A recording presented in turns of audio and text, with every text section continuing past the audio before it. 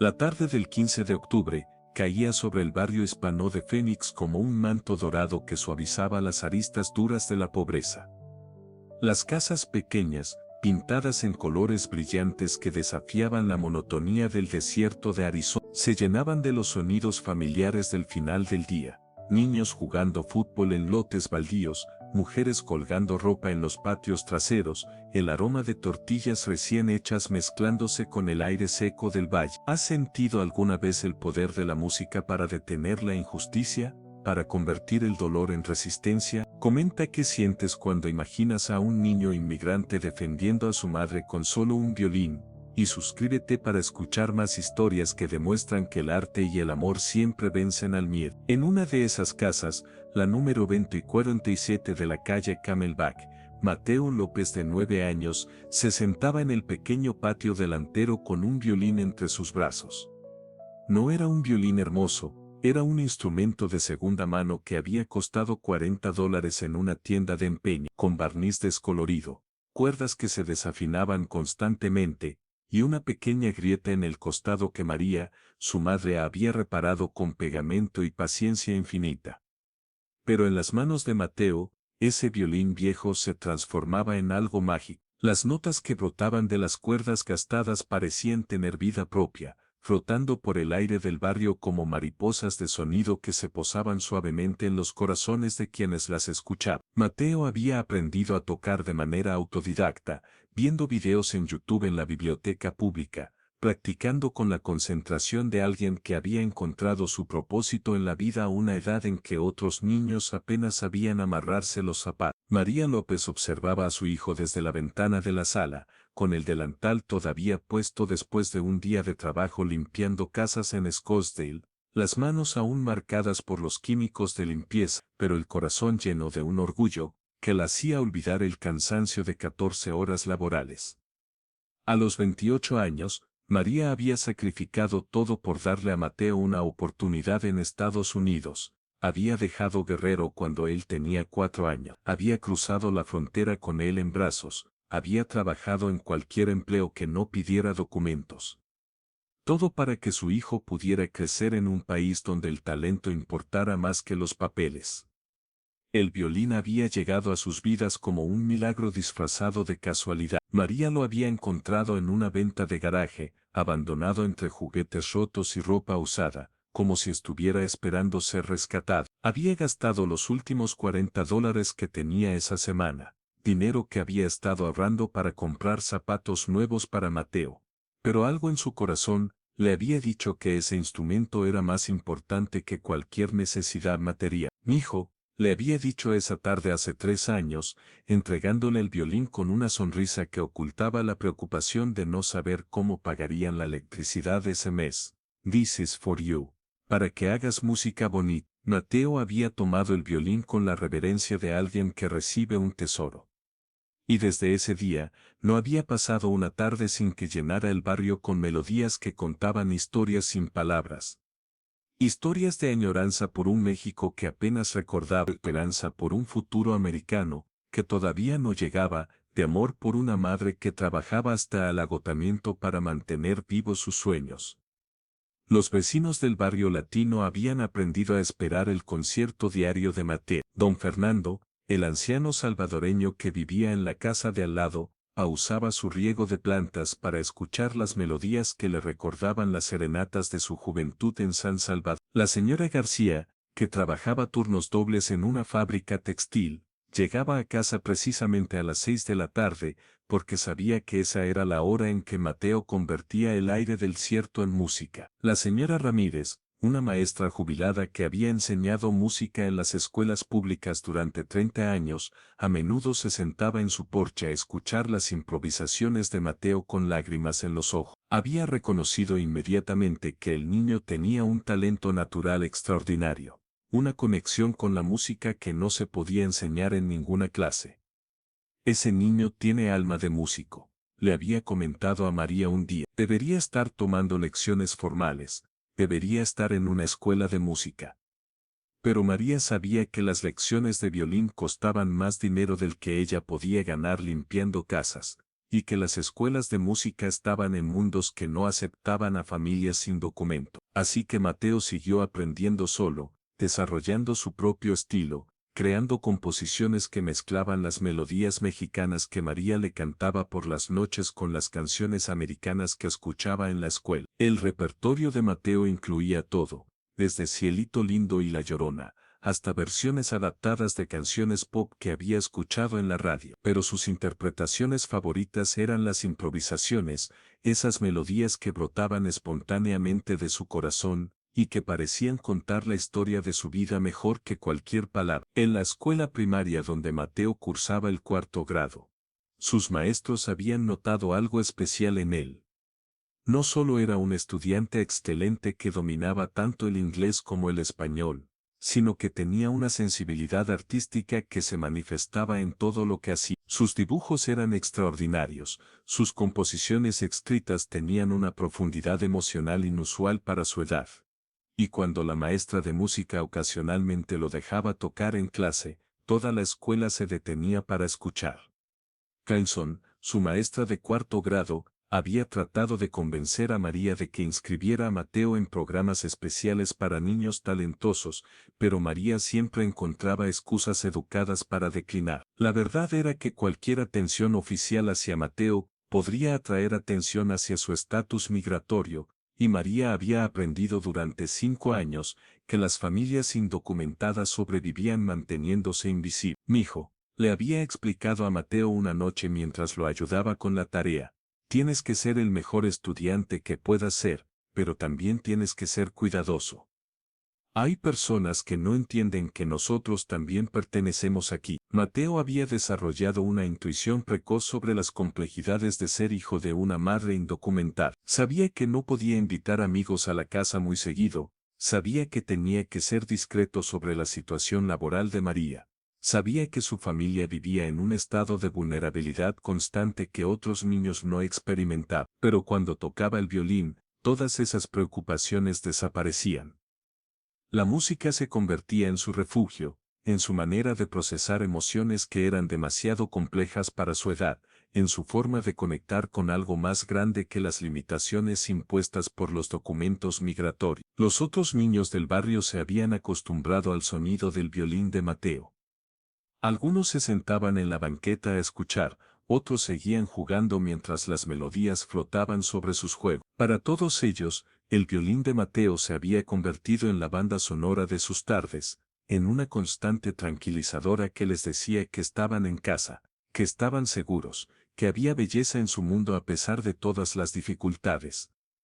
Pero esa tarde mientras Mateo interpretaba una versión lenta y melancólica de Cielito Lindo que había adaptado él mismo, añadiendo sus propias variaciones y ornamentaciones, el silencio habitual del barrio comenzó a romperse con un sonido que todos los residentes habían aprendido a temer, el rugido de vectores pesados acercándose por las calles estrechas. Mateo dejó de tocar por un momento, entrecerrando los ojos para ver mejor en la distancia donde el sol del atardecer creaba espejismos en el asfalto caliente. 3 camionetas negras, con las siglas IC pintadas en blanco, se acercaban lentamente por la calle Camelback, como depredadores buscando su presa. El niño había vivido lo suficiente en el barrio para saber qué significaban esas camionetas, había visto llorar a vecinos cuando se llevaban a padres y madres, había consolado a amigos de la escuela que llegaban con los ojos rojos después de que sus familias fueran separadas. El aire del barrio cambió instantáneamente. Las ventanas comenzaron a cerrarse con urgencia discreta, las cortinas se corrieron rápidamente. Los niños que habían estado jugando en la calle fueron llamados adentro por voces tensas de sus madres. Era como si una nube invisible de miedo hubiera descendido sobre la comunidad, transformando un barrio vibrante en un lugar fantasma en cuestión de segundos. «Mami», gritó Mateo, corriendo hacia la casa con el violín aún en sus manos, sus pequeños pies descalzos sonando contra el concreto del porche. «Vienen las camionetas negras. Mami, vienen por nuestra calle». María salió al patio, secándose las manos en el delantal que había usado para limpiar las casas de Scottsdale esa mañana. Y sintió que el estómago se le contraía cuando vio los vehículos deteniéndose exactamente frente a su casa. Durante 5 años había vivido con el miedo constante de este momento. Había ensayado mentalmente qué hacer si llegaban por ella. Había preparado una pequeña maleta con documentos importantes y algo de dinero escondida debajo de su cama, pero ahora que estaba sucediendo, se sintió paralizada por una mezcla de terror absoluto y determinación feroz de proteger a su hijo.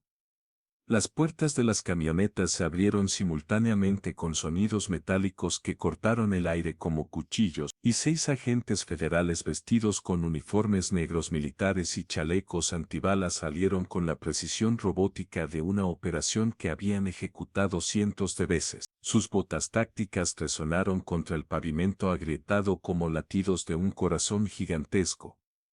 Y el sonido se extendió por el barrio como una onda de terror que hizo que las familias que aún no se habían escondido corrieran hacia sus casas. Entre los agentes, había 2 que contrastaban notablemente.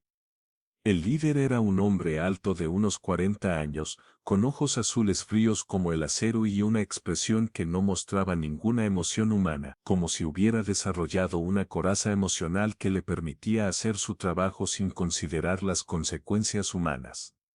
El otro era más joven, de origen latino, con ojos que aún mostraban vestigios de compasión y que parecía incómodo con la situación que estaba a punto de desarrollarse. El agente líder consultó una tableta electrónica mientras se dirigía hacia la puerta principal de la casa de los López, su cara iluminada por la pantalla azul que contrastaba grotescamente con el calor dorado del atardecer de Arizona. María Esperanza López leyó en voz alta con una pronunciación americana que masacraba las vocales en español, como si pronunciara una sentencia de muerte. Orden de deportación pendiente desde un residente en Puerto IS Camelback Street, Phoenix, Arizona. María tomó la mano de Mateo y lo atrajo hacia ella, sintiendo cómo temblaba su pequeño cuerpo contra el suyo. El violín seguía en las manos del niño, apretado contra su pecho como si fuera un escudo que pudiera protegerlos de lo que estaba a punto de suceder. Sus dedos pequeños se aferraban al cuello del instrumento con tanta fuerza que sus nudillos se habían puesto blancos. Buenos días, señores, dijo María en inglés con acento mexicano, levantando la mano libre para mostrar que no era una amenaza, tratando de mantener su voz estable aunque sentía que todo su mundo estaba a punto de colapsar. ¿En qué puedo ayudarlo? María Esperanza López, tiene que venir con nosotros, respondió el agente líder con una frialdad burocrática que convertía a los seres humanos en números de caso. Tiene una orden de deportación federal pendiente desde el... Señor, por favor, suplicó María, y su voz se quebró como vidrio contra el pavimento. Mi hijo es ciudadano americano. Nació aquí en el Hospital Good Samaritan. Si me llevan, se queda solo. No tiene a nadie más en el mundo. Era cierto, después de que el padre de Mateo los abandonara cuando el niño tenía 2 años, María había construido una vida para los dos sin ayuda de nadie. No tenía familia en Estados Unidos, no tenía una red de apoyo más allá de los vecinos del barrio que estaban en situaciones similares a la suya. Si la deportaban, Mateo quedaría completamente huérfano en términos prácticos, un ciudadano americano de 9 años sin nadie que pudiera cuidarlo legalmente. El agente latino que acompañaba al líder se acercó un paso, y María pudo ver en sus ojos una comprensión dolorosa de la situación. Probablemente tenía hijos de la edad de Mateo, probablemente entendía el español que María había usado instintivamente en su desesperación. Probablemente conocía familias como la suya en su propia comunidad. Señora, le dijo en español con voz más suave, no hay ningún familiar que pueda cuidar al niño. No, señor, respondió María, secándose las lágrimas con el dorso de la mano mientras seguía abrazando a Mateo. Somos solo él y yo. Su papá se fue hace años, y toda mi familia está en Guerrero. Mateo levantó la vista hacia el agente líder, con lágrimas comenzando a formar en sus ojos de 9 años, pero también con una determinación que no debería existir en alguien tan joven. Había visto suficientes deportaciones en su barrio para entender exactamente lo que estaba pasando. Había consolado a amigos de la escuela, cuyos padres habían desaparecido de la noche a la mañana.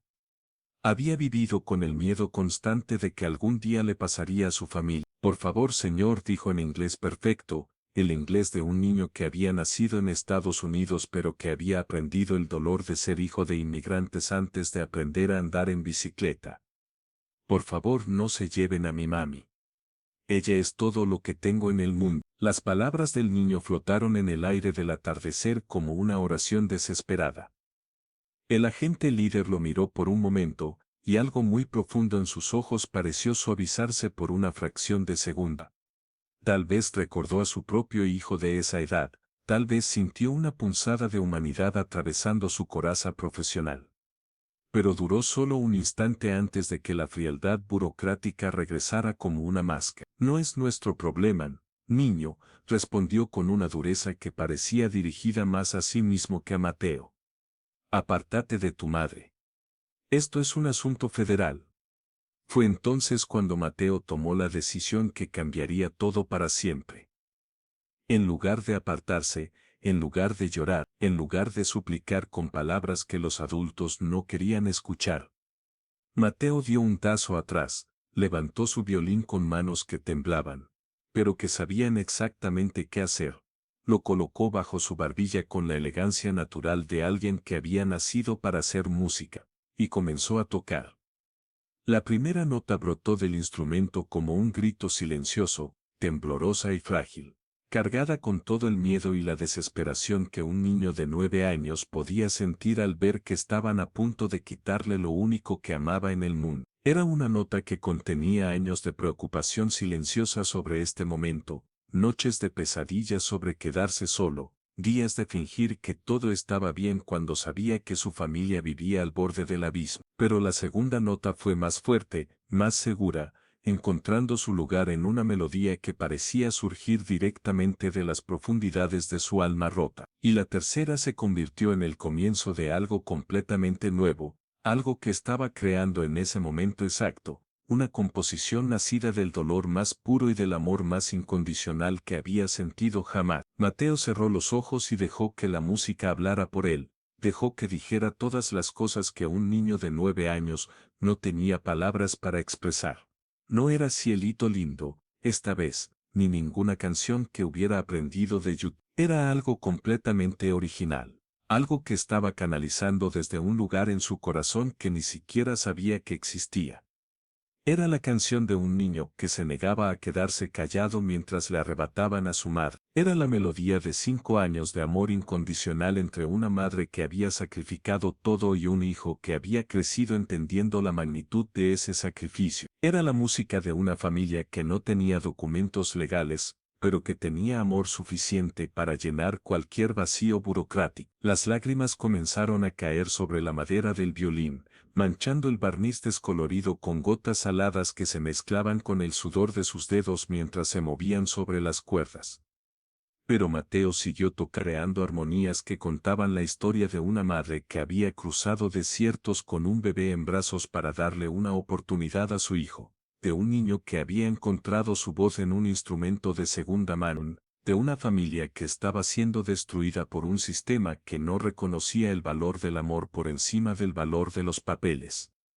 Los agentes se detuvieron como si hubieran chocado contra una pared invisible. El sonido del violín había creado una barrera extraña a su alrededor, una zona donde las órdenes federales parecían menos importantes que la humanidad básica que estaban presenciando. El agente líder miró a Mateo con una expresión que mezclaba incredulidad y algo que podría haber sido respeto. En 15 años de deportaciones, nunca había visto a alguien responder a un arresto con música, nunca había escuchado a un niño convertir su dolor en algo tan hermoso que hacía doler el pecho a cualquiera que lo escuchara. El agente latino había bajado completamente la mirada y se había alejado varios pasos del grupo, como si no pudiera soportar presenciar lo que estaba sucediendo.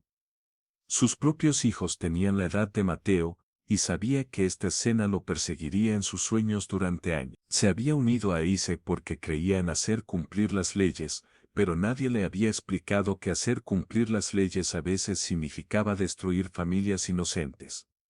Pero la música de Mateo no solo había detenido a los agentes, se había extendido por el barrio como ondas en un estanque, llegando a los oídos y los corazones de todos los vecinos que habían estado escondidos detrás de sus puertas y ventanas, paralizados por el miedo pero incapaces de ignorar la belleza que estaba emergiendo de la tragedia. Don Fernando fue el primero en reaccionar. El anciano salvadoreño, que había sobrevivido a la guerra civil en su país y que entendía lo que significaba vivir bajo la amenaza constante de la violencia. Salió lentamente de su casa con su bastón en una mano y su teléfono celular en la otra. Sus dedos artríticos lucharon por un momento con la tecnología antes de lograr empezar a grabar todo lo que estaba presenciando. No puedo creer lo que estoy viendo, murmuró en español mientras filmaba, su voz temblorosa por la emoción. Un niño de 9 años tratando de salvar a su madre con música. Dios mío, ¿qué país es este? La señora García llegó corriendo desde la parada del autobús donde había bajado después de su turno de trabajo, todavía con su uniforme de la fábrica textil, con lágrimas ya corriendo por sus mejillas, mientras el sonido del violín la guiaba hacia la escena como una sirena al revés, no una que atrajera a los marineros hacia la destrucción, sino una que llamaba a la comunidad hacia un momento de testimonio. Déjenlos en paz, gritó la señora García con una fuerza que sorprendió incluso a ella misma. Es solo una madre y su hijo. Esa mujer ha trabajado honestamente durante años para mantener a su familia. Ese niño es ciudadano americano, agregó don Fernando, sin dejar de grabar, su voz cargada con décadas de experiencia viviendo como inmigrante en un país que no siempre los valoraba. No pueden hacer esto frente a un ciudadano americano. Más vecinos comenzaron a emerger de sus casas, como si la música de Mateo hubiera roto un hechizo de miedo que los había mantenido paralizados. Familias enteras salieron, la familia Morales con sus 4 hijos, todos nacidos en Estados Unidos, pero con padres indocumentados. La señora Ruina viuda, que había criado sola a 3 hijos mientras trabajaba dobles turnos en un hospital. El señor Jiménez, que había llegado de El Salvador 15 años atrás y que ahora tenía un pequeño negocio de jardinería. Todos se congregaron alrededor de la escena, formando un círculo de protección humana alrededor de María y Mateo, con la música del violín flotando sobre todos ellos como un himno de resistencia pacífica. Era una sinfonía de solidaridad que nadie había orquestado, pero que surgía naturalmente de una comunidad que entendía que lo que le pasaba a una familia les podía pasar a todas. Los teléfonos celulares comenzaron a aparecer por todas partes, como estrellas saliendo en el cielo nocturno. Docenas de vecinos grabando desde diferentes ángulos, algunos transmitiendo en vivo en Facebook e Instagram, otros enviando videos por WhatsApp a familiares en otros estados y otros países. La imagen de un niño de 9 años tocando el violín mientras su madre era arrestada por agentes de ICE se extendió por las redes sociales como fuego en pasto seco. Pero Mateo seguía tocando, completamente ajeno al impacto que su música estaba creando en el mundo digital. Sus ojos permanecían cerrados, su pequeño cuerpo se balanceaba suavemente con el ritmo de la melodía que estaba creando.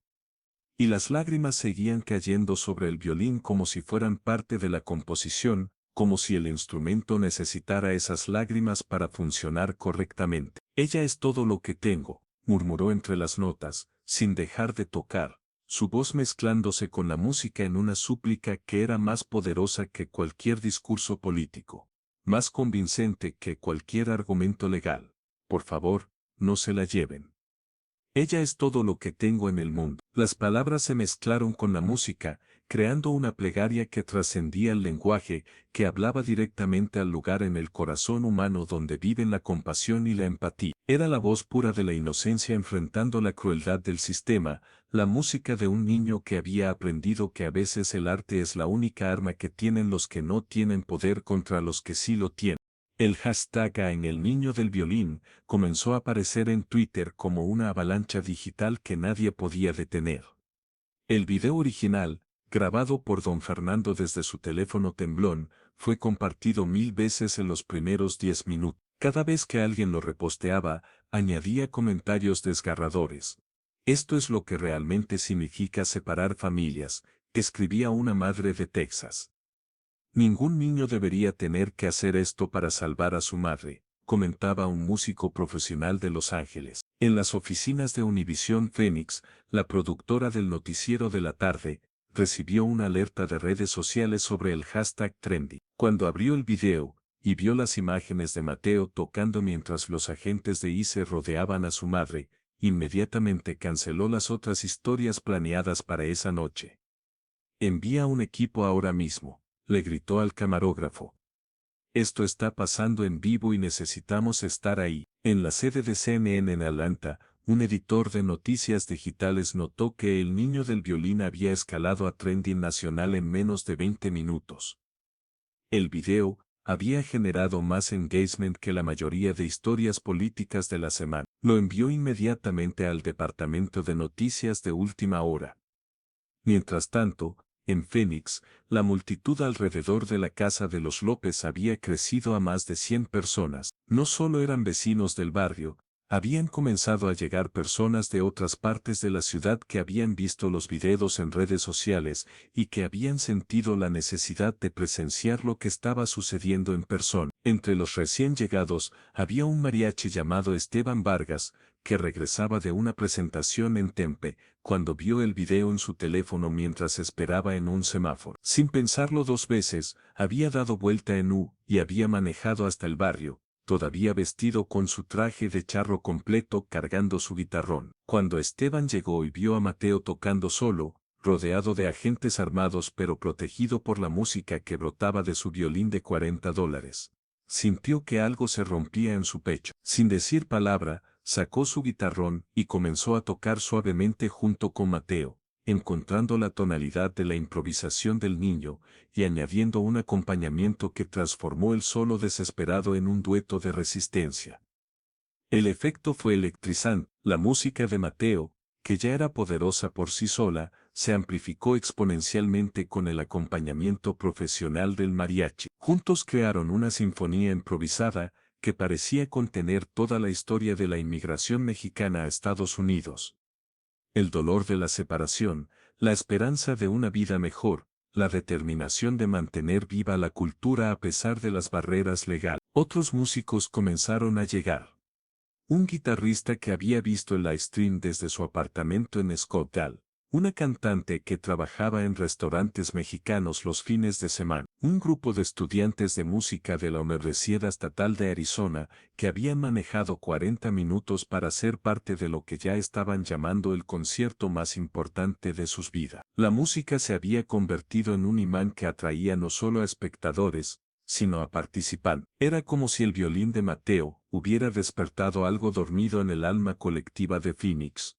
Algo que recordaba que la música puede unir a las personas de maneras que la política y las leyes nunca logran. Mientras tanto, los agentes de ICE se encontraban en una situación para la cual no habían sido entrenados. El agente latino había caminado hasta la camioneta y estaba hablando urgentemente por radio con su supervisor. Tenemos una situación complicada aquí, reportó. El sujeto a arrestar tiene un hijo menor que está causando una perturbación pública. ¿Qué tipo de perturbación?, preguntó la voz metálica a través de la radio. El agente miró hacia donde Mateo seguía tocando, ahora acompañado por media docena de músicos y rodeado por más de 100 personas que gritaban consignas de apoyo mientras grababan con sus teléfonos. Está tocando música, señor. Violín. Y hay una multitud creciente documentando todo. Esto se está volviendo viral en redes sociales. Hubo una pausa larga en la radio. En 15 años de deportaciones, ningún supervisor había recibido un reporte como ese. ¿Está tocando música? Sí, señor. Y tenemos mariachis que se han unido. Y hay periodistas llegando. Esto va a estar en las noticias nacionales esta noche. El agente líder, que había estado observando la escena con una expresión cada vez más incómoda, se acercó a su compañero. ¿Qué dice el comando?, preguntó. Dice que esperemos instrucciones adicionales, que no procedamos hasta que llegue un supervisor. Era la primera vez en la carrera del agente líder que había recibido una orden de detenerse en medio de una deportación. Miró a Mateo, que seguía tocando con los ojos cerrados, completamente absorto en su música, y se preguntó cómo un niño de 9 años había logrado paralizar una operación federal con nada más que un violín de segunda mano. La música de Mateo había comenzado a cambiar nuevamente. Lo que había empezado como una melodía de desesperación pura, se había transformado en algo más complejo cuando los otros músicos se unieron. Ahora había esperanza mezclada con el dolor, belleza emergiendo de la tragedia, fuerza colectiva superando la vulnerabilidad individual. La música de Mateo había comenzado a cambiar nuevamente. Lo que había empezado como una melodía de desesperación pura, se había transformado en algo más complejo cuando los otros músicos se unieron. Ahora había esperanza mezclada con el dolor, belleza emergiendo de la tragedia, fuerza colectiva superando la vulnerabilidad individual. Era como si el niño hubiera encontrado una reserva de poder en algún lugar profundo de su alma, como si la presencia de su comunidad, el apoyo de extraños que se habían convertido en familia instantánea, le hubiera dado el valor para convertir su dolor en algo más grande que él mismo. Mateo abrió los ojos por primera vez desde que había comenzado a tocar y miró directamente al agente líder mientras continuaba con su interpretación. En esa mirada no había súplica, no había miedo, era la mirada de alguien que sabía que estaba del lado correcto de la historia, sin importar lo que dijeran las leyes. Era la mirada de un artista que había encontrado su voz en el momento más crucial de su vida. Mi mami no es una criminal, dijo Mateo claramente, sin dejar de tocar, su voz ahora amplificada por los teléfonos que transmitían en vivo para miles de espectadores. Mi mami trabaja todos los días para que yo pueda estudiar violín. Mi mami limpia las casas de gente rica para que yo pueda ir a la escuela y aprender música. Mi mami es una heroína, no una criminal. Las palabras del niño fueron capturadas por docenas de teléfonos, transmitidas en vivo a miles de personas que las estaban viendo desde sus casas, oficinas y aulas de clase por todo el país. Cada frase se convirtió en un meme instantáneo, en una cita que sería repetida en marchas de derechos de inmigrantes durante años. En ese momento, Joshua Bell, el violinista más famoso de Estados Unidos, estaba en su oficina en Nueva York revisando redes sociales, cuando el video de Mateo apareció en su feed de Twitter. Después de ver los primeros 30 segundos, canceló inmediatamente su reunión, y pasó la siguiente hora viendo todos los ángulos del video que pudo encontrar. Este niño tiene más alma en sus 9 años que muchos músicos profesionales en toda su carrera. Escribió en Twitter, acompañando su comentario con el video de Mateo. El tweet fue compartido 50.000 veces en las siguientes 2 horas. Gustavo Dudamel, el director de la Filarmónica de Los Ángeles, vio el video mientras cenaba en un restaurante de Beverly Hills. Inmediatamente llamó a su asistente. Quiero que encuentres a este niño, le dijo. Quiero que le ofrezcas una beca completa en nuestro programa de jóvenes músicos. Lo que está haciendo va más allá de la música, es pura humanidad convertida en arte. Send. Jojo Mae compartió el video con el comentario. La música verdadera no necesita documentos. Este niño nos recuerda por qué la música es el lenguaje universal de la humanidad.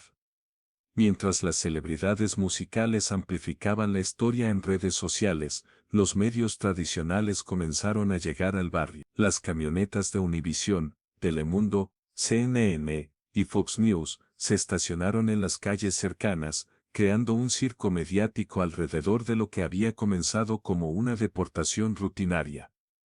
Pero Mateo siguió tocando, ajeno a todo lo que estaba sucediendo a su alrededor. Para él, solo existían 3 cosas en el universo: su violín, su música, y su madre que necesitaba ser salvada.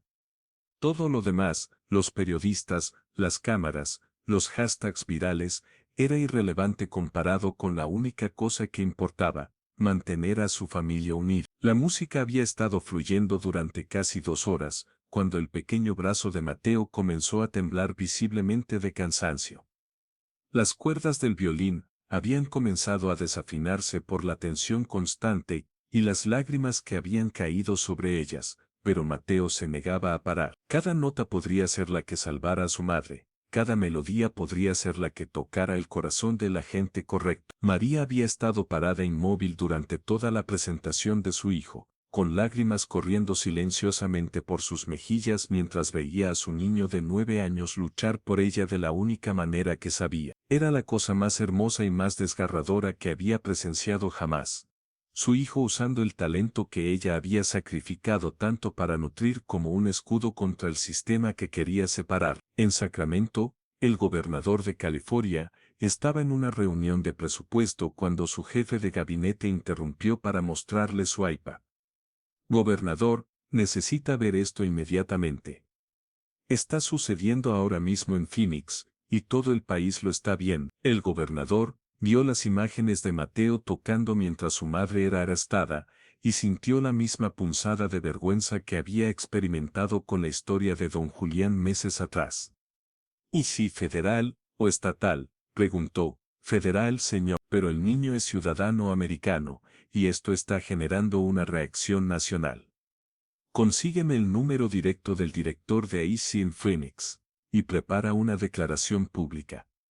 Esto no puede seguir sucediendo en nuestro país. En Phoenix, la multitud había crecido a más de 500 personas. Habían llegado familias de toda la ciudad, estudiantes universitarios, activistas de derechos civiles, músicos profesionales y simplemente ciudadanos que habían sentido la necesidad de ser testigos de lo que estaba sucediendo. Alguien había traído un sistema de sonido portátil y ahora la música de Mateo se amplificaba por todo el barrio. Era como un concierto al aire libre, excepto que el músico principal tenía 9 años y estaba tocando literalmente por la vida de su familia. Los agentes de ICE se habían retirado a sus camionetas, esperando órdenes de supervisores que estaban tratando de calcular las implicaciones políticas de proceder con una deportación que se había convertido en noticia nacional. Ninguno de ellos había sido entrenado para manejar una situación donde el arresto de una madre indocumentada se había convertido en un evento cultural que había paralizado las redes sociales. Fue entonces cuando algo extraordinario comenzó a suceder. Los otros niños del barrio, inspirados por el valor de Mateo, comenzaron a salir de sus casas con sus propios instrumentos musicales. Algunos tenían guitarras baratas, otros tenían tambores hechos en casa, algunos simplemente tenían voces que querían unir al coro de resistencia que había emergido alrededor del violín de Mateo. Carlos, un niño de 8 años que vivía en la esquina, apareció con una flauta de plástico que había recibido en la escuela.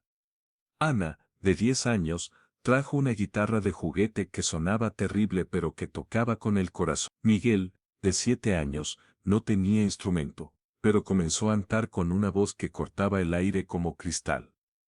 En cuestión de minutos, lo que había sido un solo desesperado se había convertido en una orquesta infantil de resistencia. Decenas de niños ciudadanos americanos de padres inmigrantes, usando música para protestar contra un sistema que amenazaba con destruir sus familias. Las imágenes de niños de todas las edades tocando música juntos mientras agentes federales esperaban en camionetas negras, se volvieron icónicas instantáneamente. Era una fotografía que resumía todo el debate sobre inmigración en Estados Unidos, la inocencia de los niños americanos enfrentando la frialdad del sistema que sus propios padres habían creado. A las 7 de la noche, 3 horas después de que hubiera comenzado la música, el teléfono del agente líder sonó con una llamada directa de Washington D.C.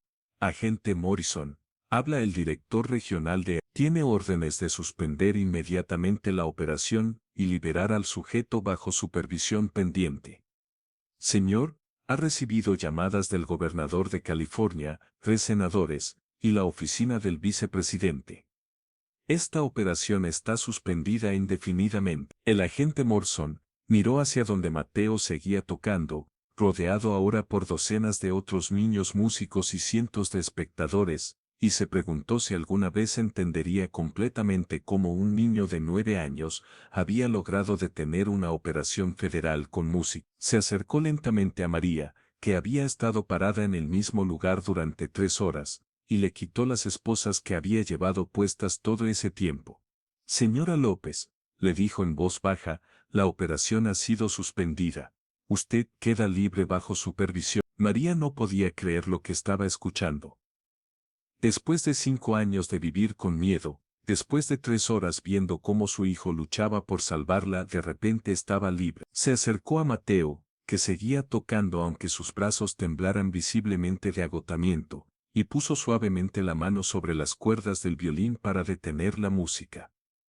Ya, mi hijo, le susurró, ya puedes parar, mami está libre. Mateo abrió los ojos y vio a su madre sin esposas, sonriendo a través de las lágrimas, y finalmente bajó el violín. El silencio que siguió fue absoluto por un momento, como si todo el barrio estuviera conteniendo la respiración.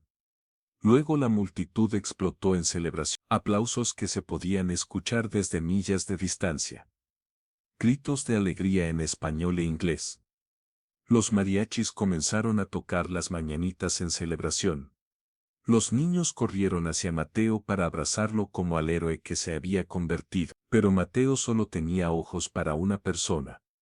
Dejó caer el violín en la hierba y se lanzó a los brazos de su madre con la desesperación de alguien que había pensado que nunca más podría abrazarla. Mami, sollozó contra su cuello, pensé que te iban a llevar para siempre. Nunca, mijo, le murmuró María, cargándolo a pesar de que ya era demasiado grande para ser cargado. Nunca me van a separar de ti. La imagen de madre e hijo abrazándose mientras la multitud celebraba a su alrededor se convirtió en la fotografía más compartida del año. Era la imagen de la resistencia, del amor venciendo al miedo, de la música derrotando a la burocracia. Al día siguiente, María López recibió una llamada que cambiaría su vida para siempre. Era del despacho del gobernador de California. Señora López, el gobernador quiere ofrecerle protección especial bajo nuestro programa de familias separadas. También queremos ofrecer una beca musical completa para Mateo. Una semana después, madre e hijo aparecieron en todos los programas de noticias nacional. Mateo tocó en el Tonight Show. María fue invitada a hablar en el Congreso sobre la experiencia de las madres inmigrantes. 6 meses después, María recibió su permiso de trabajo legal. Un año después, comenzó el proceso para obtener la residencia permanente. Pero tal vez lo más hermoso ocurrió en el primer aniversario del día que Mateo había salvado a su madre con música. 500 violinistas de todo el país llegaron a Phoenix para un concierto conmemorativo en el mismo barrio donde todo había comenzado. Músicos profesionales de orquestas sinfónicas. Estudiantes de conservatorios prestigiosos, niños del barrio que habían comenzado a aprender violín inspirados por la historia de Mateo. Todos vinieron a tocar juntos la melodía que Mateo había improvisado aquel día de octubre. Cuando María y Mateo llegaron al concierto, 500 violines comenzaron a tocar al unísono la canción que había nacido del dolor más puro y se había convertido en himno de esperanza. Era una sinfonía de gratitud, de solidaridad, de música convertida en revolución pacífica. Mateo, ahora de 10 años, y estudiando en el programa de música más prestigioso de Arizona, se unió a la orquesta con su mismo violín de $40. Había recibido ofertas de instrumentos mucho más caros, pero se negaba a cambiar el violín que había salvado a su familia. Mientras tocaba rodeado de 500 músicos que habían venido a honrar su historia, Mateo cerró los ojos y se permitió recordar aquel día que había cambiado todo, el miedo que había sentido, la determinación que había encontrado, la música que había brotado de su alma rota para convertirse en algo hermoso. La historia de Mateo y María se había convertido en documental, en libro para niños, en símbolo internacional de cómo el arte puede cambiar el mundo. Universidades escribían tesis sobre el efecto Mateo en la política de inmigración. Escuelas de música usaban su historia para enseñar sobre el poder social de la música. Pero para ellos, lo más importante era mucho más simple. Estaban juntos, eran libres, y tenían un futuro lleno de música por delante. Mateo siguió tocando su violín en el patio de su casa cada tarde. Pero ahora era diferente. Los niños del barrio venían a escuchar no solo porque la música era hermosa, sino porque sabían que habían presenciado el momento en que un niño de 9 años había usado el arte para detener la injusticia. Y cada tarde, cuando las primeras notas brotaban de su violín de $40, María se asomaba por la ventana y sonreía. Sabiendo que su hijo había aprendido la lección más importante de todas, que la música puede detener las camionetas negras, que el amor puede vencer a la burocracia, y que a veces un niño con un violín puede cambiar el destino de todo un país.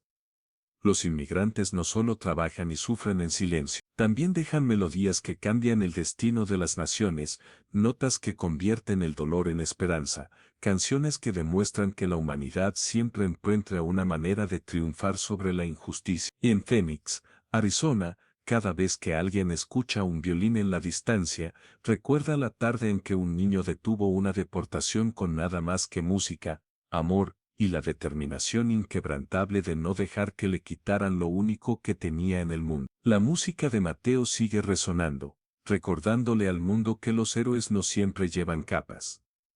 A veces llevan violines, y a veces tienen solo 9 años, y a veces cambian la historia con una canción que nace del corazón roto de un niño que se niega a rendirse. La historia del niño del violín nos recuerda que la música puede ser más poderosa que cualquier ley, que el amor de un hijo puede mover montañas, y que la comunidad unida puede detener la injusticia más cruel. ¿Has visto alguna vez el poder del arte para cambiar corazón? ¿Conoces historias similares en tu comunidad donde la creatividad venció al miedo? Suscríbete para seguir escuchando testimonios que demuestran que la resistencia puede ser hermosa, que los niños pueden ser los maestros más sabios, y que la música siempre encuentra una manera de abrir las puertas que las leyes intentan cerrar.